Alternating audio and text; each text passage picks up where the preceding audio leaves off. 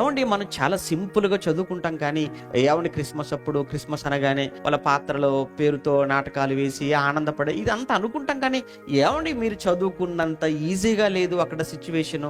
మరి ఆనందించినంత ఏం ఆనందం అండి ఆ క్రిస్మస్ లో. ఏమన్నా ప్రాక్టికల్ గా మీరు చూడండి, మనకు ఆనందమేమో ఈ రోజు, మరికేం ఆనందం ఆ రోజు.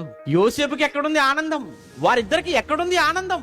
ఏమండి ఒక్కసారి ఆలోచించండి. కానీ ఈరోజు నువ్వు ఆనందంగా ఉండటం, సంతోషంగా ఉండటం తప్పు అనేది కాదు.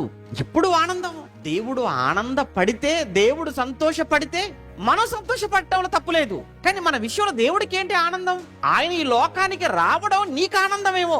అందుకే కదా ఈ రోజు మన జ్ఞాపకం చేసుకుంటున్నారు ప్రపంచవ్యాప్తంగా. జ్ఞాపకం చేసుకుని ఎన్ని కార్యక్రమాలు పిల్లలకి. ఏమండి సెమీ క్రిస్మస్ అట, మినీ క్రిస్మస్, గ్రాండ్ క్రిస్మస్, ఐక్య క్రిస్మస్, పిల్లల పేరుతో క్రిస్మస్, యవనస్తుల పేరుతో క్రిస్మస్, స్త్రీల పేరుతో క్రిస్మస్, ఉద్యోగస్తుల పేరుతో క్రిస్మస్, వ్యాపారస్తుల పేరుతో క్రిస్మస్. ఎన్ని ముక్కలు చేశారని ముక్కలు చేశారు. ఏంటంటే మాకు ఎంటర్టైన్మెంట్ కావాలి, మాకు ఆనందం కావాలి.